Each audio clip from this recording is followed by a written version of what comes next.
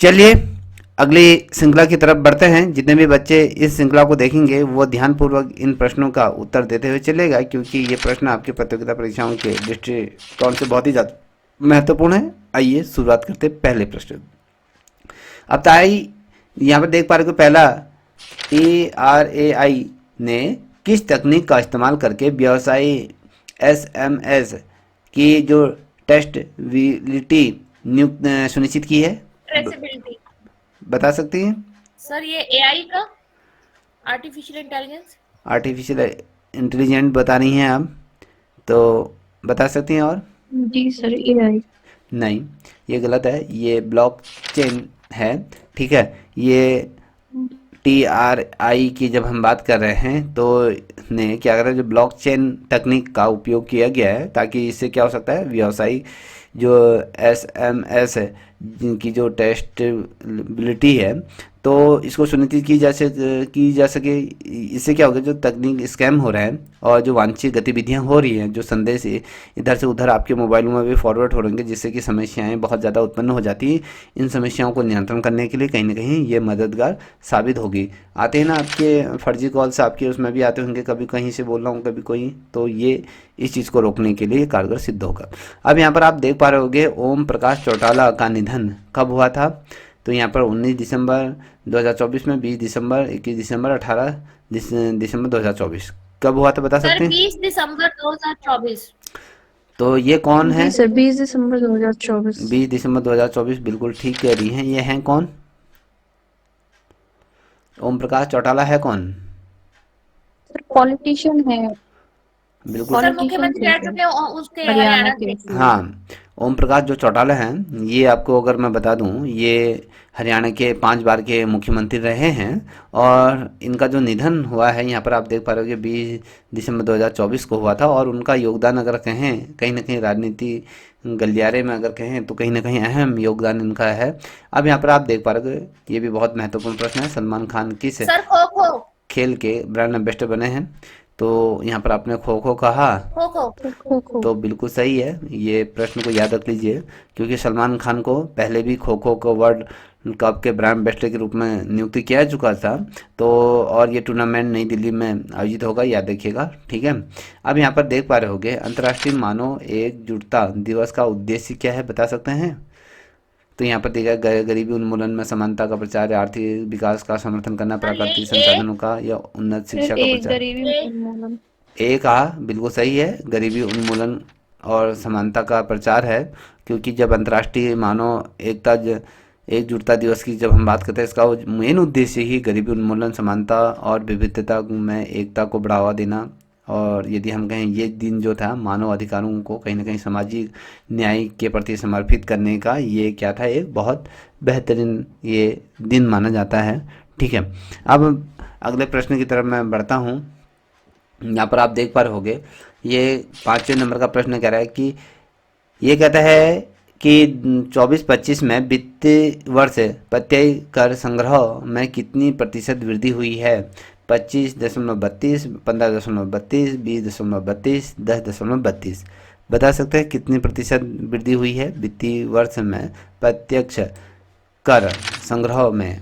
जो tax x की जब हम बात करते हैं 2024 में, जब हमने प्रत्यक्ष तौर पर जो टैक्स लिया उसमें संग्रह जब उसको हमने किया तो उसमें कितने प्रतिशत वृद्धि हुई थी? तो ये हुई थी 20.32%। ये क्या हुई थी, वृद्धि हुई थी। देखिए हमने जो ये कहा था कि जो 7वें नंबर का प्रश्न है कि मध्य प्रदेश से जो 14 बाघ किस राज्य को भेजे जाएंगे कहा था, जैसे कि इसका जो सही उत्तर था वो इसका जो था कि आपका B option as a right option था, जिसमें राजस्थान, उड़ीसा और साथ ही छत्तीसगढ़ को ये बाघ भेजे जाएंगे, क्योंकि इसका जो मेन उद्देश्य था वन्य जीव आदान प्रदान कार्यक्रम का ये हिस्सा था। ठीक है, अब यहाँ पर देख पा रहे हो 8वें नंबर का प्रश्न है, सुशासन दिवस पर कौन सी पहल का शुभारंभ किया गया था, बता सकते हैं? यहाँ पर स्वच्छ भारत या पंचायती कर्मी योग या डिजिटल इंडिया या रोजगार सृजन योजना, कौन सा किया गया था? और लोग बताइए फटाफट। इसका जो सही उत्तर है, जो भी बच्चे देख रहे हैं उसको नोट डाउन करते हुए चलेगा। इसका जो सही उत्तर है वो आपके पंचायती कर्म योगी है। ये सुशासन दिवस पर क्या किया गया था? विकसित पंचायत कर्मयोगी पहल का शुभारंभ किया गया था। डॉक्टर जितेंद्र सिंह ने इसका शुभारंभ किया था, याद रखिएगा। क्वेश्चन पूछा जाएगा सुशासन दिवस का जो शुभारंभ किसके द्वारा किया गया था? डॉक्टर जितेंद्र सिंह ने इसका शुभारंभ किया गया, और इसका जो मेन उद्देश्य था कि पंचायती कर्मचारियों को प्रशिक्षण प्रदान करना इसका मेन उद्देश्य था। अब यहाँ पर आप देख पा रहे होगे 90 नंबर का प्रश्न है। दक्षिण कोरिया की संसद ने कार्यवाह राष्ट्रपति हाई डग सू को हटाने के लिए मतदान किया। यह कब हुआ था? किस माह हुआ था? दिसंबर, नवंबर, अक्टूबर, जनवरी में कब हुआ था? इनको हटाने के लिए मतदान क्रिया प्रारंभ की गई थी, तो ये कब हुआ था? चलिए आंसर दीजिए।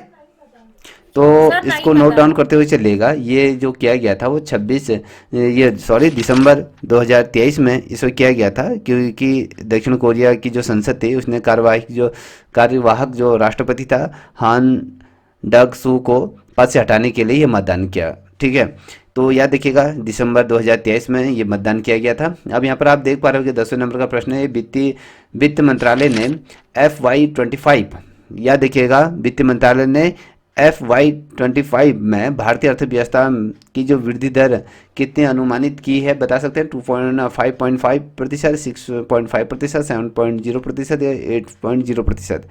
कितना प्रतिशत की गई है वित्त मंत्रालय ने? कोई आइडिया? नहीं, सर जो ये किया गया 8%। था 6.5% ये किया गया था, क्योंकि वित्त मंत्रालय के अनुसार अगर हम देखें जो यहाँ पर लिखा है FY25 में भारतीय जो अर्थव्यवस्था की वृद्धि की अनुमानित ये दर की जब हम बात करते हैं, तो इसमें जो अगर हम बात करें तो ये बैठक में ये जो हुई थी जो वित्त मंत्रालय की, तो उसमें 6.5% की वास्तविक वृद्धि दर को बढ़ाने का कहीं ना कहीं इसमें उम्मीद रखी गई थी, तो याद रखिएगा। अब यहाँ पर आप देख पा रहे होंगे, कहते हैं कि प्रधानमंत्री मोदी जी ने किस बैठक की अध्यक्षता की और किसकी समीक्षा की थी। अभी यहाँ पर आप देख पा रहे होंगे 4 ऑप्शन दिए हैं, 45वीं, 50वीं, 30वीं या 20वीं जो बैठक हुई थी, उसमें बता सकते हैं?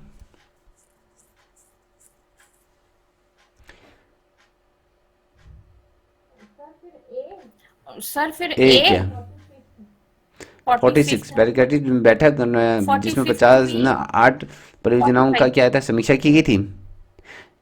बिल्कुल ठीक है, ये 45वीं जी सर। बैठक का अनुमोदन इनके द्वारा किया गया था। इसमें जो 8 प्रमुख योजनाओं की क्या समीक्षा की थी, और ये बैठक क्या थी? सरकारी परियोजनाओं को सही तरीके से जो क्रमबद्ध तरीके से समय अनुसार क्रियान्वित करने का कहीं ना कहीं इसमें जोर दिया गया था, और ससमय इन परियोजनाओं को पूरा करने का कहीं ना कहीं इस बैठक में दिशा निर्देश दिए गए थे।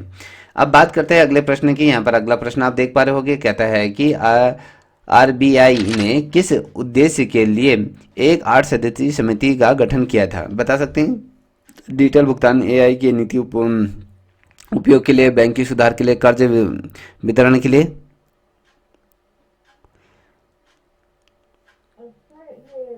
और सर ये बैंकिंग सुधार। और बच्चे भी बताइए, जितने भी ऑनलाइन बच्चे देख रहे हो वो भी बताइए।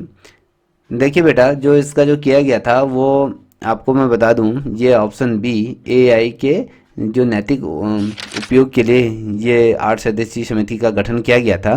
तो इसमें अगर हम देखें, भारतीय रिजर्व बैंक ने जो AI की जो नैतिक उपयोगिता के लिए किया गया था, तो 8 सदस्यीय समिति का गठन किया गया था, ताकि जो वित्तीय क्षेत्र में जो AI के सुरक्षित और क्या कहीं ना कहीं उसको जिम्मेदार उपयोगी की दिशा में कहीं ना कहीं ये उसको तैयार किया जा सकता है, जो आपकी जो भी चीज़ें हैं वो एकदम सिक्योर रहे। तो ये था। अब यहाँ पर मलयालम लेखक MT वासुदेवन नायर का निधन कब हुआ था? किस वर्ष हुआ था? बता सकते हैं? मलयालम क्या है? 23 में। 23 में। और बताइए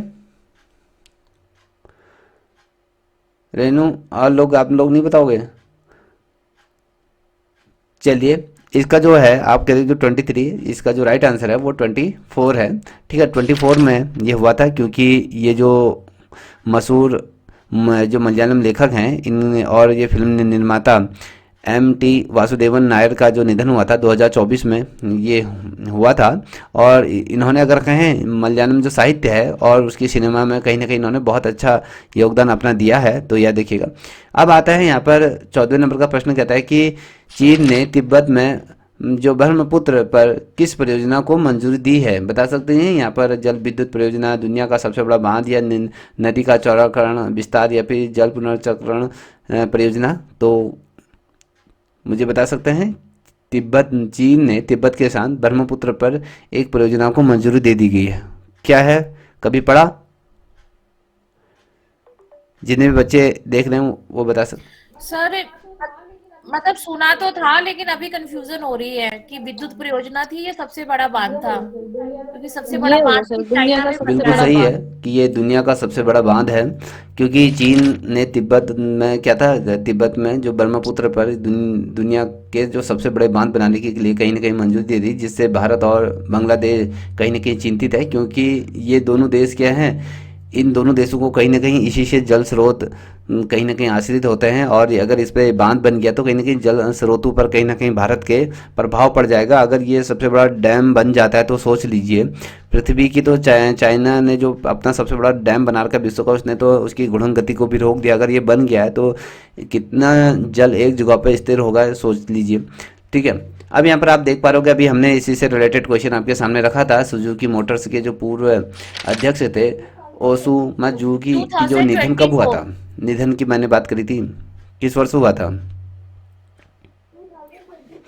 2024 2024। में, बिल्कुल सही है। क्योंकि आपको पता है कि ये सुजुकी मोटर से क्या है, आपको ये आपने इनकी गाड़ियां भी देखी होंगी, क्योंकि जापानी वाहन निर्माता सुजुकी के जो पूर्व अध्यक्ष थे उनका जो निधन हो गया था, जो 2024 को इनका निधन हुआ था, क्योंकि 94 वर्ष की उम्र में इनका निधन हुआ था। क्योंकि सुजुकी को उन्होंने कहीं ना कहीं वैश्विक कहीं ना कहीं ब्रांड बनाने में कहीं ना कहीं अहम योगदान दिया था। अगर हम सुजुकी की गाड़ी कहें तो कहीं ना कहीं अपने आप में वो एक नाम है, एक ब्रांड है जो दुनिया भर में कहीं ना कहीं मशहूर है। ठीक है, अब यहाँ पर आप देख पा रहे होगे 16 नंबर का प्रश्न आपके सामने रख रहा हूँ। ये कहता है कि भारत के वित्तीय मंत्रालय ने 2024-25 में भारतीय अर्थव्यवस्था के कितने प्रतिशत बढ़ने का अनुमान यहाँ पर व्यक्त किया है। बता सकते हैं? 5.5? यस हैं? 6.5 6.5%। 6.5%? क्या कहा आपने option? Yes sir, C 6.5%, but it's a guess. सही है, क्योंकि ऊपर भी ये क्वेश्चन इसका बदला हुआ स्वरूप आपके सामने रखा था। ठीक है, ये जो था ये 6.5% है, ये रखा गया है, क्योंकि आप सभी को पता है कि 2024-25 में भारतीय अर्थव्यवस्था में जो 6.5% की वृद्धि का अनुमान लगाने का कहीं ना कहीं व्यक्त किया गया था, जिससे कि जो आगामी जो आर्थिक सुधारों में कहीं ना कहीं घरेलू जो मांग है कहीं ना कहीं उसको बढ़ाया जा सकता है, उसको दर्शाया जा सकता है। तो ये था। अब यहाँ पर आप देख पा रहे हो NEGD यहाँ पर दिया हुआ है, और IPA ने किस क्षेत्र में समझौता किया है? किसी क्षेत्र में, समुद्री क्षेत्र में, ऊर्जा के क्षेत्र में, उद्योग के क्षेत्र में? बता सकते हैं किस क्षेत्र में इन्होंने समझौता किया है? सर आई थिंक उद्योग। उद्योग के क्षेत्र में। और लोग भी बताइए। सॉरी सर, देख ऊर्जा। देखिए, सर जो ये कैसे किया पता गया है? है ये समुद्री क्षेत्र में ये किया गया है, क्योंकि भारत सरकार ने जो नेशनल ई गवर्नेंस जो डिवीज़न है और इंडियन पोर्ट एसोसिएशन है, इसने क्या कहा था, जो समुद्री जो क्षेत्र के डिजिटलीकरण, जो उसको डिजिटलीकरण तौर पे एक समझौता किया, जिससे कि बंदरगाहों की जो क्षमता थी उसको कहीं ना कहीं बढ़ाया जा सकता है। तो इसका मेन उद्देश्य ये था। तो यह देखिएगा। अब यहाँ पर आप देख पा रहे होगे 18वें नंबर का प्रश्न कहता है कि भारत श्रीलंका नौसेना अभ्यास, जिसे हम LINEX 2024 कहते हैं, इसको आयोजित किया गया था। बता सकते हैं? Linex। लाइन विशाखापट्टनम कह रही हैं। विशाखापट्टनम। दिल्ली है, विशाखापट्टनम है, मुंबई है, कोलंबो है। तो आप कह रहे हो कि विशाखापट्टनम, बिल्कुल सही है। विशाखापट्टनम में ही भारत और श्रीलंका के बीच ये नौसेना सैन्य अभ्यास हुआ था, जो आपके 17 से 20 दिसंबर को विशाखापट्टनम में ये आयोजित किया गया था। इसमें दोनों देशों के बीच क्या होता है, कहीं ना कहीं जो सैन्य सहयोग बढ़ाने को कहीं ना कहीं बढ़ावा इसके अंतर्गत दिया गया था, तो इसको थोड़ा सा ध्यान में रखिएगा। अब यहाँ पर आप देख पा रहे होगे 1900 नंबर का प्रश्न है। ये कहता है कि भारतीय बैंकों के मुनाफे में कितने वर्षों में वृद्धि हो रही है। अगर हम देखें भारत की जितने भी बैंक उनको जो बेनिफिट हो रहा है, जो उसको मुनाफा हो रहा है, वो कितने वर्षों से वृद्धि हो रही है, 5 वर्षों से, 6 वर्षों से, 7 वर्षों से, 8 वर्षों से, कितने वर्षों से उसको लाभ पहुंच रहा है। चलिए बताइए। सर पिछले 8 वर्षों से, 8 वर्षों से। देखिए, इसको जो लाभ हो रहा है वो आपके विगत 6 वर्षों से इसको लाभ पहुंच रहा है, क्योंकि भारतीय बैंकों का जो मुनाफा है लगातार छठे साल में ये बढ़ रहा है। और इसके साथ ही अगर हम देखें एनपीए का अगर जो स्तर देखें, वो भी जो 13 साल है ना, 13 साल का जो न्यूनतम स्तर रहा, तो वो 2.7% तक ये पहुंच चुका है, याद रखिएगा। ठीक है, अगला प्रश्न है यहाँ पर देख पा रहे होगे कि 20वें नंबर का, अमेरिका ने इन जे ईगल को आधिकारिक रूप से ये घोषित किया, राष्ट्रीय पक्षी घोषित किया, या फूल किया गया है, राष्ट्रीय ध्वज किया गया है, या फिर आपके यहाँ पर आप देख पा रहे होगे राष्ट्रीय ध्वज का रंग। ये बहुत ही महत्वपूर्ण प्रश्न है। राष्ट्रीय पक्षी। सर राष्ट्रीय राष्ट्रीय पक्षी पक्षी। घोषित किया गया है, बिल्कुल सही कहा। ये प्रश्न अच्छा प्रश्न है, इसको ध्यान में रखिएगा। क्योंकि अमेरिका ने क्या किया था, जब अमेरिका ने 250 वर्षों बाद जो गैंजे ईगल को क्या करा था, राष्ट्रीय जो आधिकारिक रूप में अगर हम देखें तो इसने अपना जो राष्ट्रीय पक्षी ये घोषित किया गया था, क्योंकि स्वतंत्रता दिवस और साहस का ये प्रतीक के रूप में इसको माना जाता है। आपने देखा होगा बहुत जगहों पर इस ईगल को आपने देखा होगा, देखा आपने। चलिए, अब अगले प्रश्न की तरफ हम बढ़ रहे हैं। यहाँ पर आप देख पा रहे होंगे, ये कहता है कि महामारी तैयारी दिवस कब मनाया जाता है। आपने ये पहली दफ़े सुनने होंगे कि महामारी दिवस भी होता है 27 दिसंबर, जी 25 सर। दिसंबर, 30 दिसंबर, 1 जनवरी को। जल्दी बताइए, एक ऑप्शन पिक करो कोई। सर 25 दिसंबर। सर आता नहीं, फर्स्ट तो टाइम ही कौन सुना सा है ये। ऑप्शन सही है इसका, आप जो पिक कर रही हो इसको। सर मैं तो क्रिसमस के साथ चली गई, 25 पच्चीस दिसंबर। और दिसंबर बच्चे, जितने भी बच्चे देख रहे हैं आप लोग भी आंसर दीजिए।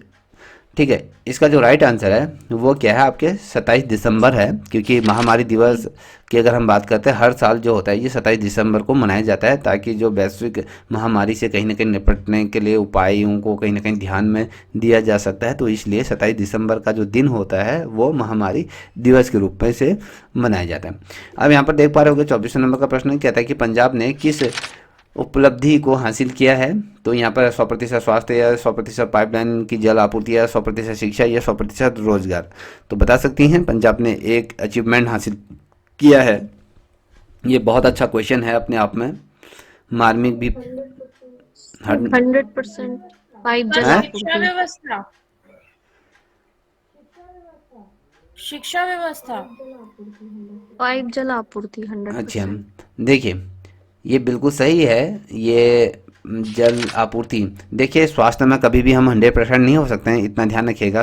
शिक्षा में भी नहीं हो सकते हैं, रोजगार में नहीं होगा। हाँ, हम पानी पहुंचा सकते हैं, ऑब्वियसली ये बिल्कुल सही है। क्योंकि पंजाब ने जितने भी ग्रामीण क्षेत्रों में अगर हम कहें, ये जो किया गया है, ये ग्रामीण क्षेत्रों में क्या है, 100% पाइपलाइनों से क्या किया गया है, सभी के घरों में जल पहुंचाने का ये कार्य किया है। ODF कहा जाता है इसको, ये प्लस स्थिति हासिल कर ली गई है। ठीक है, याद रखिएगा। अब यहाँ पर आप देख पा रहे होंगे, ये कहते हैं जीएसटी रजिस्ट्रेशन के लिए नया तंत्र कब से लागू किया गया। एक जीएसटी कानून आया था, जीएसटी रजिस्ट्रेशन आपने देखा होगा, है ना।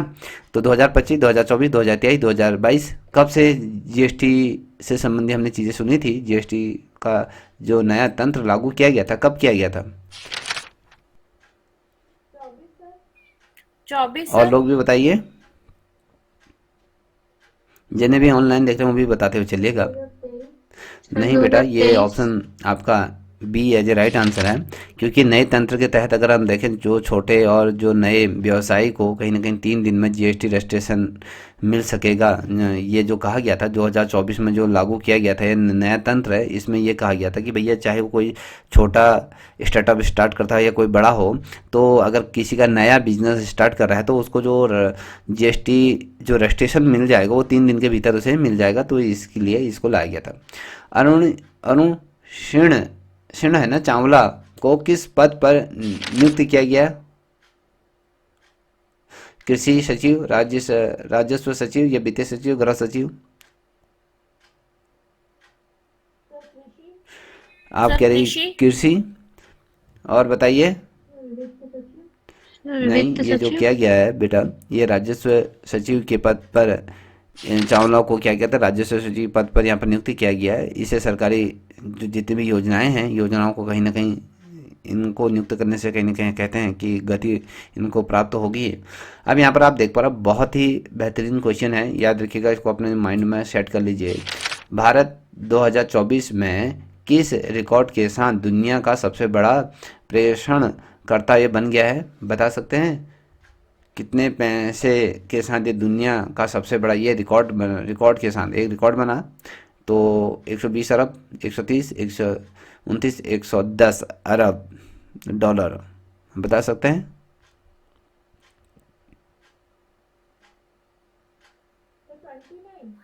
सर 29। बिल्कुल ठीक है, ये 29 ये अरब भारत ने किया गया था 2024 में। जो डॉलर की अगर हम बात करें, 129 अरब डॉलर के प्रक्षेपण आदम के साथ दुनिया का ये सबसे बड़ा प्रेक्षकर्ता ये बन गया है, ये रिकॉर्ड बन गया भारत के नाम। ठीक है, याद रखिए। अब यहाँ पर देख पा रहे होंगे राष्ट्रपति द्रौपदी मुर्मू ने कितने राज्यपालों की नियुक्ति की है? बेहतरीन क्वेश्चन है। ठीक है, 4, 5, 6, 7 बता सकती हैं? सर 4। देखिए, इसका जो राइट आंसर है वो 5 है। तो जो राष्ट्रपति द्रौपदी मुर्मू की जब हम बात करते हैं, इसने 5 राज्यों के नए राज्यपालों की नियुक्ति करी, जो प्रशासन में बहुत ही बड़ा फेरबदल को ये कहीं ना कहीं दर्शाता है इनके समय में। ठीक है, अब यहाँ पर आप देख पा रहे होंगे, अभी हमने इस पे चर्चा भी करी थी, केंद्र सरकार ने FY 26 में वित्तीय घाटा कितना घटाने का लक्ष्य रखा? हमने वहाँ पर 25 को बढ़ाने का कहा था, यहाँ पर 26 का क्या है, वित्तीय घाटा घटाने का ये लक्ष्य रखा गया। कह रहा है 3.5% या 4%, 0.5% या 5%? 5%।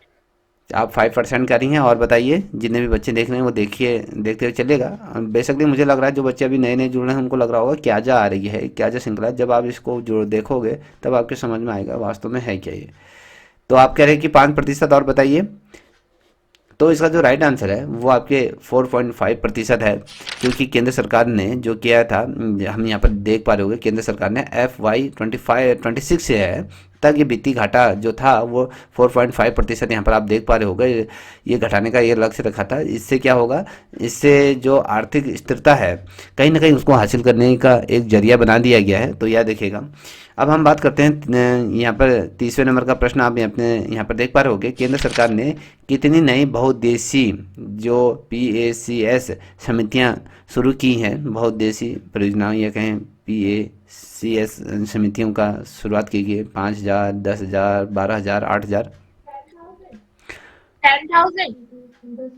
10,000 बिल्कुल ठीक है। 10,000। केंद्र सरकार ने क्या किया था, 10,000 जो नई परियोजनाओं को प्राथमिकता दी थी, और जो कि हम कहें बेसिकली कृषि सहकारी समितियां थी ये, तो इसकी शुरुआत की गई थी, जिससे कि बेसिकली कि जो किसान हैं उन किसानों को लाभ प्राप्त हो सके, उनको ही लाभ ये इससे मिलेगा, याद देखिएगा। अब यहाँ पर देख पा रहे होगे अगला प्रश्न ये कहता है कि प्रधानमंत्री मोदी ने 25 दिसंबर को किस नदी लिंक परियोजना का शिलान्यास किया था? गंगा यमुना नदी लिंक, या बेतवा नदी लिंक है, या ब्रह्मपुत्र गंगा नदी लिंक है, या नर्मदा साबरमती लिंक है, नदी लिंक है? तो बता सकते हैं कौन सा हो सकता है ये? केन बेतवा। आता है या तुक्का मारा? यस, सर तो गैस। ये सही है। ठीक है, ये गैस सही हुआ है। तो ये देखिए कि प्रधानमंत्री मोदी जी ने, अगर मैं कहूँ यहाँ पर देखो, 25 दिसंबर को केन बेतवा जो नदी लिंक है, इस परियोजना का शिलान्यास किया, और जिसका उद्देश्य क्या था, बुंदेलखंड है, जो बुंदेलखंड में पानी की उपलब्धता को कहीं ना कहीं बढ़ाना है, और भारत की सबसे बड़ी नदी जो परियोजना है, कहीं ना कहीं उसमें इसको जोड़ने का प्रावधान रखा गया है, तो याद रखिएगा।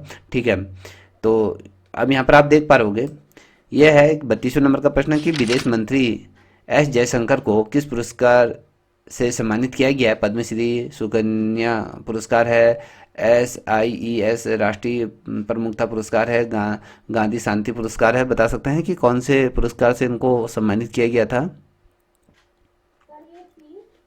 सर ये बिल्कुल सी। सही है, सी ही है, सी पर होगा। ये तो है नहीं। अगर ये होता तो आपको पता चल जाता कि विदेश मंत्री कौन है हमारे, एस जयशंकर हैं। को क्या किया था, क्योंकि एस इनको जयशंकर। सार्वजनिक नेतृत्व में उनके योगदान के लिए जो ये पुरस्कार है, SIES राष्ट्रीय प्रमुखता पुरस्कार दिया गया है। उन्होंने भारत के जितने भी कूटनीति संबंध हैं वैश्विक स्तर पर, उनको मजबूती से के साथ इन्होंने रखा, क्योंकि अभी आपको पता है कि विदेश मंत्री के तौर पर ये कार्यरत हैं। तो हमारी जो चीज़ें हैं उनको राष्ट्रीय स्तर पर, अंतर्राष्ट्रीय स्तर पर बहुत बेहतरीन तरीके से अन्य देशों के जो प्रतिनिधि होते हैं उनके सामने रखते हैं। बड़े ही अच्छे ये प्रशासक के रूप में हैं। ठीक है, अब यहाँ पर आप देख पा रहे होगे 33 नंबर का प्रश्न है कि अच्छे शासन दिवस किसकी जयंती पर मनाया गया है। महात्मा गांधी, पंडित जवाहरलाल नेहरू, या अटल बिहारी, या श्री राम। अटल बिहारी वाजपेयी। अटल देखिए, बिहारी लोग क्या वाजपेयी। करते हैं, प्रश्नों में भी श्री राम घुसा देते हैं, कोई हद है ये। देखिए, तो अब यहाँ पर आपने कहा कि बिल्कुल सही है कि अटल बिहारी वाजपेयी के शासनकाल को अच्छे शासन काल का दिवस के रूप में मनाया जाता है, क्योंकि अच्छे शासन दिवस को अटल बिहारी जो वाजपेयी हैं उनकी जयंती पर मनाया गया है। इससे उनके योगदान और उनके जो विचार हैं उन पर चर्चा की जा सकती है। और अगर हम कहें, जो ये दिन है कहीं ना कहीं पारदर्शिता, शासन को, कुशासन को जो ये है, और अच्छे प्रशासन को कहीं ना कहीं बढ़ावा देने में कहीं ना कहीं अपना अहम भूमिका ये निर्वाह करती है। तो इस चीज़ का मनन करिए। अब यहाँ पर आप देख पा रहे होगे, कहता है कि भारत सरकार और ADB ने किस ऋण पर हस्ताक्षर किए गए हैं। कौन सा ऐसा ऋण लिया है या कौन से ऐसे ऋण पर हस्ताक्षर किए गए हैं, तो मुझे ये बता सकते हैं। तो यहाँ पर आप देख पा रहे होगे, कह रहा है कि $1 बिलियन का ऋण है, ये 500 मिलियन डॉलर का ग्रीन इंफ्रास्ट्रक्चर ऋण है, या $100 मिलियन का ऋण है, या $2 बिलियन का ऋण है। बता सकते हैं कितने मिलियन डॉलर का ऋण हो सकता है ये। Sir 100 million. और हाँ, सर ये 500 500 मिलियन मिलियन डॉलर। का जो ग्रीन इंफ्रास्ट्रक्चर ऋण ये लिया गया है। तो भारत सरकार और ADB ने क्या कहा था, $5 मिलियन के ग्रीन इंफ्रास्ट्रक्चर जो ऋण पर यहाँ पर हस्ताक्षर किए गए हैं। आपको याद रखना, क्योंकि इसका जो मेन उद्देश्य है, जो जहाँ पर ग्रीन शब्द आ रहा है, तो आपको ये लेके चलिए कि ये पर्यावरण से संबंधित है। पर्यावरणीय सुरक्षा और साथ ही उसके सशक्त विकास को कहीं ना कहीं बढ़ावा देने के लिए इसको दिया गया। अब यहाँ होंडा और निसान का विलय कब तक पूरा होगा, कैसे बता सकते हैं कि होंडा और निसान के बीच एक करार हो रहा है, उनको विलय होगा। तो 2024, या अगस्त 2025, अगस्त 2026, अगस्त 2027।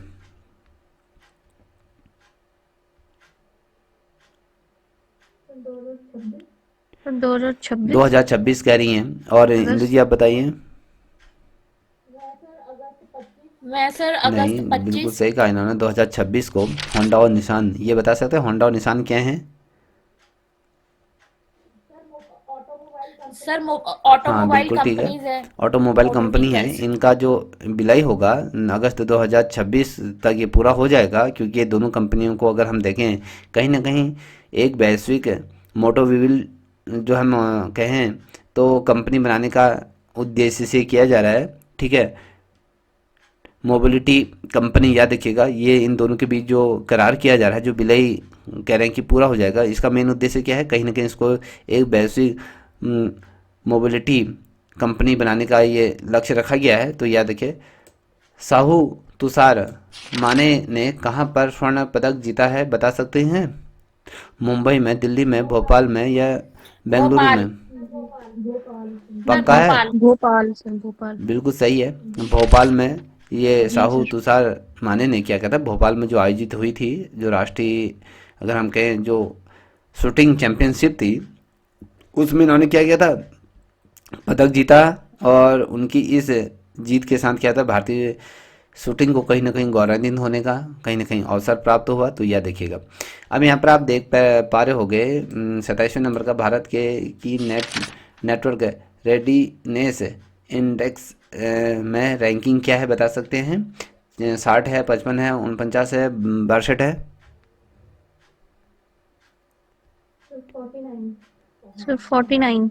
हाँ, मैं भी बिल्कुल ठीक 49 है, के साथ। 49 के तरफ आप बढ़े तो बिल्कुल सही कह रहे हो। भारत ने नेटवर्क के रेडीनेस जो इंडेक्स है इसमें 60वीं रैंक, हाँ, 60वें स्थान पर सुधार करते हुए पहले ये 60वें रैंक पर था। और जब इसने जो सुधार किया था, ये 49 रैंक इसने प्राप्त कर ली है, इस स्थान पर पहुंच गया है। क्योंकि ये इसलिए मुमकिन हो पाए क्योंकि डिजिटल और तकनीक का कहीं ना कहीं भारत में बेहतर प्रयोग किया गया, उसके ही प्रतिपूर्ति के आधार पर ये चीज़ें मुमकिन हो। पहले कौन से स्थान पे था? 60वें पायदान पे था, अब कौन से पायदान पे आ गया है? 49 पे। अब 49 यहाँ पर पे। आप देखो बी 49। रामा सुब्रमण्यम को किस पद, सर राष्ट्रीय अच्छा, मानवाधिकार। जी राष्ट्रीय सर, राष्ट्रीय मानवाधिकार पद पर मानवाधिकार आप आयोग कह का। रही हैं, तो आप बिल्कुल सही कह रही होंगी, बिल्कुल सही है। ठीक है, तो अगर हम देखें राष्ट्रपति ने क्या कहा था, जो बी सुब्रमण्यम हैं, तो इनको राष्ट्रीय मानवाधिकार का क्या बनाया गया है, अध्यक्ष बनाया गया मानवाधिकार। ये कब, ये दिवस कब मनाया जाता है, बता सकते हैं मेरे को? सर हाँ, 10 10 दिसंबर दिसंबर। को मनाया जाता है। इसका मेन उद्देश्य क्या होता है, कहीं ना कहीं जो मानवाधिकारों की जो रक्षा करने का मेन उद्देश्य होता है। ठीक है, ठीक है। अब यहाँ पर आप देख रहे हो इसरो स्पेस मिशन को लॉन्च करेगा, कब करेगा बता सकते हो? Space D x, ISRO space जो डी एक्स मिशन को कब लॉन्च करेगा? 25 दिसंबर को, 30 दिसंबर को, 5 जनवरी को, 15 जनवरी को। सर 30 दिसंबर नहीं आता। बिल्कुल ठीक है, 30 दिसंबर को इसने लॉन्च किया था। तो इसने लॉन्च किया था क्योंकि इससे क्या होगा, जो भी अंतरिक्ष में जो डॉकिंग जो तकनीक का कहीं ना कहीं प्रदर्शन करेगा। और कहीं ना कहीं भारत का भी एक ये लक्ष्य रहा है कि अंतर्राष्ट्रीय कार्यक्रमों में महत्वपूर्ण भूमिका निभाए और बढ़ चढ़ के उसमें हिस्सा ले। तो ये तमाम चीज़ें। अब यहाँ पर आप देख पा रहे हो कि GST काउंसिल ने किस उत्पाद पर टैग एंड टैक्स का लागू किया गया है? टैग एंड डैश ये लागू किया गया, बता सकते हो? यहाँ पर इलेक्ट्रॉनिक। आप देख पा रहे हो दूध, पान मसाला, सिगरेट या फल या सब्जी या इलेक्ट्रॉनिक्स। आप कह रहे हैं इलेक्ट्रॉनिक्स, तो ये गलत है। इसका जो सही उत्तर है, तो इस पर इन्होंने जो टैग और डैक्स जो लागू किया गया पान मसाला और सिगरेट पे किया गया है। तो इसमें जो GST काउंसलिंग ने पान मसाला और जो साथ ही अगर हम जो सिगरेट है जैसे उत्पादों पर किया गया था, वो ये जो ये उत्पाद पर जो टैक्स या फिर टैक्स लागू किया गया है। ठीक है, क्योंकि इससे क्या हो सकता है, जो इससे जो चोरी की जाती थी GST की, उसको कहीं ना कहीं रोका जा सके। तो इसका मेन उद्देश्य यही था।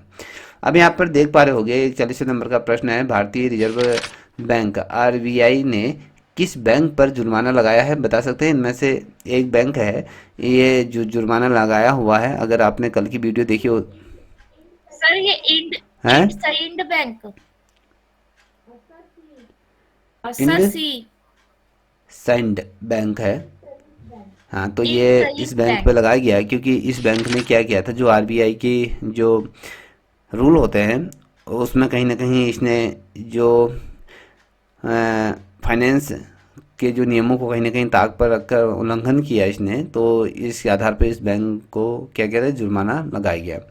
अब यहाँ पर आप देख पा रहे हो 42वें नंबर का प्रश्न है, भारत के पहले INVIT द्वारा जारी सशक्त ब्रांड में IFC ने कितने मिलियन डॉलर का निवेश किया है? तो आप बता सकते हैं? यहाँ पर 50, 75, 100, 125 मिलियन डॉलर का यहाँ पर निवेश किया है।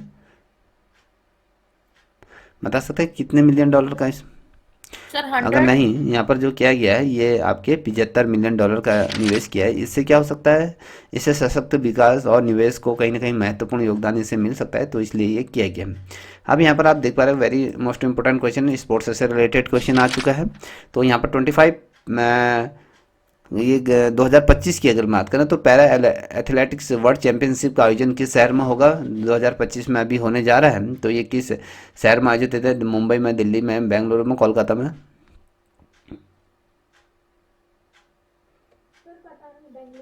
सर पता नहीं, बेंगलुरु। नहीं, ये जो होगा वो दिल्ली में होगा, क्योंकि 2025 में जो पैरा एथलेटिक्स वर्ल्ड चैंपियनशिप पहली बार क्या हो रहा है, भारत में इसका आयोजन किया जा रहा है और दिल्ली में इसका आयोजन होगा, जो भारतीय खेल जगत के लिए कहीं ना कहीं एक ऐतिहासिक क्षण ये होगा। तो याद रखिए, पहली दफ़े हो रहा है ये, याद रखिएगा।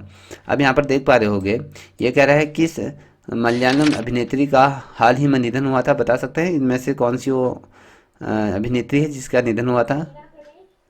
मीना मीना गणेश कह गणेश। रही हैं आप? मीना गणेश,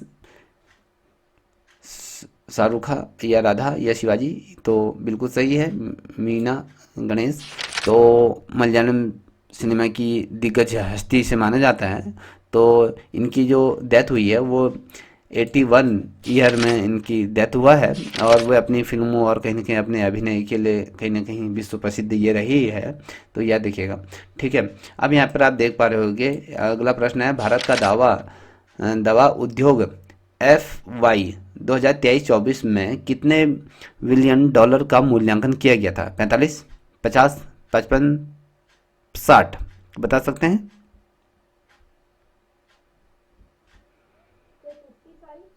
सर 55। और भी बताओगे कोई? देखिए, ये 55 नहीं है, ये आपका 50 बिलियन डॉलर का यहाँ पर निवेश किया गया था, ये मूल्यांकन ये किया गया था, क्योंकि भारत का जो दवा उद्योग है FY अगर कहें 2023-24 में, इसने 50 बिलियन डॉलर के मूल्यांकन के साथ किया है, वैश्विक स्तर पर अपना तीसरा स्थान तक ये पहुंच चुका है। यह देखिएगा। और यहाँ पर देख पा रहे हो कि 46वें नंबर का प्रश्न आपके यहाँ पर ये कह रहा है कि जनवरी से सितंबर 2024 तक यूपी का सबसे लोकप्रिय पर्यटन स्थल कौन सा रहा? आगरा रहा, अयोध्या रहा, लखनऊ रहा, अयोध्या वाराणसी सर, रहा? अयोध्या। कौन सा रहा? बिल्कुल ठीक है। अयोध्या। तो जनवरी से अगर हम देखें सितंबर के महीने में के बीच ये आयोजित हुई थी, और अयोध्या ने यूपी का सबसे बड़ा लोकप्रिय पर्यटन स्थल का यहाँ पर खिताब और कहीं ना कहीं गौरव प्राप्त किया है। और आगरा हो गया, और ताजमहल को कहीं ना कहीं इसने पीछे पछाड़ दिया है, क्योंकि आपको पता है कि क्योंकि इस समय राम जन्मभूमि की प्राण प्रतिष्ठा, ये जो भी चीज़ें हुई थी उसका उद्घाटन जो भी हुआ था, इस वजह से ये हो गया है, तो फिर पिछड़ जाएगा ये, तो याद रखिएगा। अब हम बात करते हैं, अगले प्रश्न की तरफ बढ़ रहे हैं। तो अगला प्रश्न क्या है, यहाँ पर आप देख पा रहे होंगे, ये कहता है कि 47वें नंबर का प्रश्न, भारतीय नौसेना को किस दो स्वदेशी युद्धपोतों की सुपुर्दगी दी गई है, सुपुर्दित की गई है? कालाकुल्ला का रॉकेट है, नीलगिरी सूरत है, विजय और सागर है, या चक्रवर्ती और गर्जना है? तो ये दो युद्धपोत उसको सुपुर्द किए गए हैं, तो बता सकते हैं?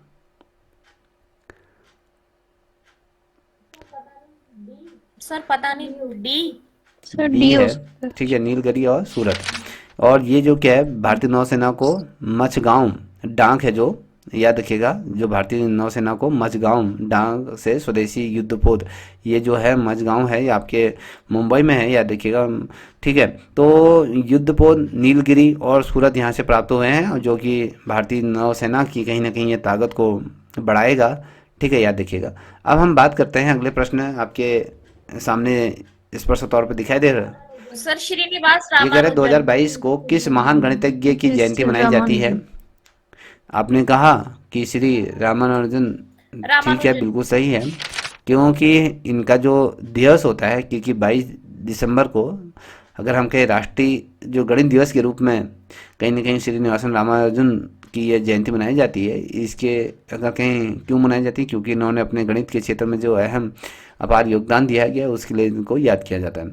अब यहाँ पर आप देख पा रहे होंगे 49 नंबर का प्रश्न कहता है कि रक्षा मंत्रालय ने जो 7,629 करोड़ के 9 ब्रिज टी पोत खरीदने के लिए किस कंपनी के साथ समझौता किया गया है? तो याद रखिएगा, क्वेश्चन पूछा गया है K9 ब्रिज टी, ये सर ये हाँ जी, Larsen and Toubro. L L N N T. T. तो भेल है, LNT है, टाटा है, महिंद्रा है, लांस एंड बुटो वो है। तो आपको बता दूं इसका जो सही उत्तर है जो आपने कहा है एल टी। तो ठीक है, तो रक्षा मंत्रालय ने क्या किया था आपको पता है, रक्षा मंत्रालय ने 7,629 करोड़ रुपए के केजी ब्रिज टी पोत कहीं ना कहीं खरीदने के लिए ये समझौता किया है, और भारतीय नौसेना की भी कहीं ना कहीं ये ताकत बढ़ाएगा, तो यह देखिएगा। ठीक है, तो अब यहाँ पर अगला प्रश्न आपके सामने है, 50वें प्रश्न की तरफ हम बढ़ चुके हैं। तो यहाँ पर देख पा रहे हो 2025 सीजन के लिए कापारा का एमएसपी किसानों को बेहतर मुनाफा देने का निर्णय किस सरकार ने लिया? राज्य सरकार, केंद्र केंद्र सरकार, ग्राम सरकार पंचायत, ने। कृषि कृषि मंत्रालय ने? तो ये केंद्र सरकार ने केंद्र किया सरकार। था, सही है, क्योंकि केंद्र सरकार ने जो सीजन के कापारा का जो एमएसपी बढ़ाने का यहाँ पर निर्णय लिया था, जिससे कि किसानों को बेहतर मुनाफा मिल सके, यहाँ पर स्पष्ट तौर पर लिखा हुआ है, देखिए। ठीक है, अब बढ़ते हैं अगले प्रश्न की तरफ। यहाँ पर ये 50 नंबर की जो श्रृंखला है ये यहाँ पर समाप्त होती